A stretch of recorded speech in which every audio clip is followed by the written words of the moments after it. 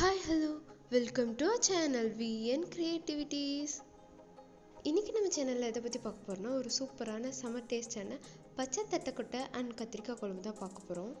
நம்ம சேனல்ல ஆல்ரெடி இந்த தட்டக்காயை எப்படி உரிக்கிறது அண்ட் பச்சை தட்டக்காயில எப்படி கடைஞ்சி குழம்பு வைக்கிறது அப்படின்றத வீடியோவை போட்டிருக்கேன். உங்களுக்கு வேணும்னா செக் பண்ணி பாருங்க. கத்திரிக்காய் அண்ட் தட்டக்காயை வச்சு ரொம்ப சிம்பிளா ரொம்ப ஈஸியா இந்த குழம்பு செஞ்சிடலாம். கொங்கு நாட்டு சைட்லலாம் இந்த குழம்பு இல்லாத கல்யாணங்களே அவ்வளோ ஸ்பெஷலுங்க இந்த தட்டக்காய் குழம்பு. அண்ட் இது ரொம்ப ரொம்ப ஹெல்த்தியும் கூட.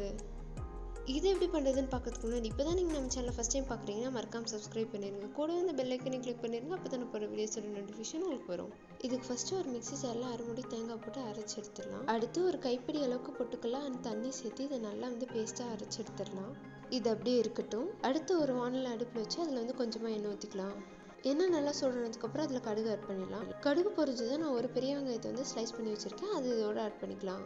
இப்போ இந்த வெங்காயத்தை எண்ணெயிலே நல்லா வதக்கிடலாம். அது நல்லா கண்ணாடி பதம் வரணும், அந்தளவுக்கு நல்லா வதக்கிடலாம். அடுத்ததான் நான் ஒரு 2 தக்காளி பாக்ஸாக கட் பண்ணி வச்சுருக்கேன். அது இதோட சேர்த்து நம்ம நல்லா வதக்கிடலாம்.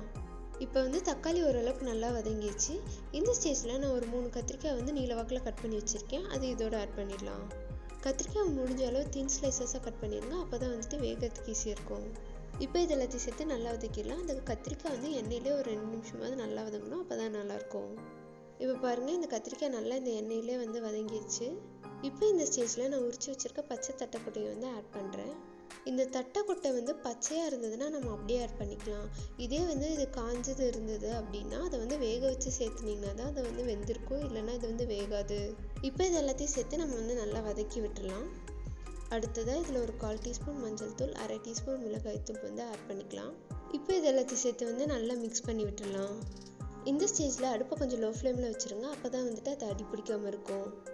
இதெல்லாம் இந்த மசாலாவோட நல்லா கொட்ட வர மாதிரி ஒரு 2 நிமிஷம் நல்லா வதங்கினதுக்கப்புறமா நம்ம ஆல்ரெடி அரைச்சி வச்சுருக்கோம் இல்லையா பேஸ்ட், அதை இதோட ஆட் பண்ணிக்கலாம். பேஸ்ட் ஆட் பண்ணிட்டு அதை நல்லா நம்ம மிக்ஸ் பண்ணி விட்டுடலாம்.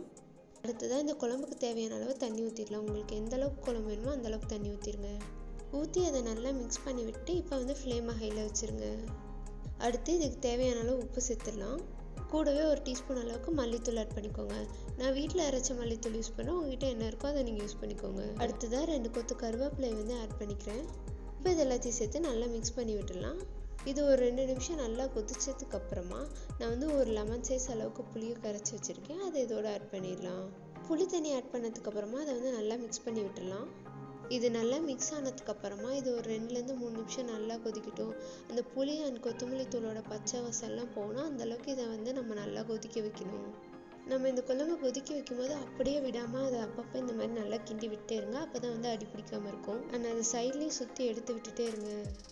இப்போ பாருங்கள், குழம்பு நல்லா கொதிச்சு அதோட பச்சை வாசம்லாம் போயிடுச்சு. இந்த ஸ்டேஜில் உப்பு காரம் செக் பண்ணிட்டு கரெக்டாக இருந்ததுன்னா ஸ்டவ் ஆஃப் பண்ணிடலாம். அவ்வளோதாங்க, நம்ம தட்டைக்கொட்டை கத்திரிக்காய் புளிக்குழம்பு சூப்பராக ரெடி ஆயிடுச்சு. இது நல்லா சுட சுட சாதத்தோடு ஊற்றி அப்படியே பிணைஞ்சு சாப்பிடும்போது அவ்வளோ சூப்பராக இருக்குங்க.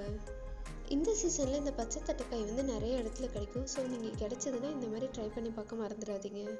ஏன்னா இதில் ஹெல்த் பெனிஃபிட்ஸ் அவ்வளோ அதிகம் இருக்குங்க. ட்ரை பண்ணுறதோட விட்டுறாமல் செஞ்சு பார்த்து எப்படி இருந்ததுன்னு எனக்கு கமெண்ட்டில் சொல்லுங்கள். இந்த வீடியோ பிடிச்சதுன்னா லைக் பண்ணுங்கள், ஷேர் பண்ணுங்கள், கமெண்ட் பண்ணுங்கள், மறக்காமல் சப்ஸ்கிரைப் பண்ணிடுங்க. தேங்க்யூ ஃபார் வாட்சிங். Bye bye.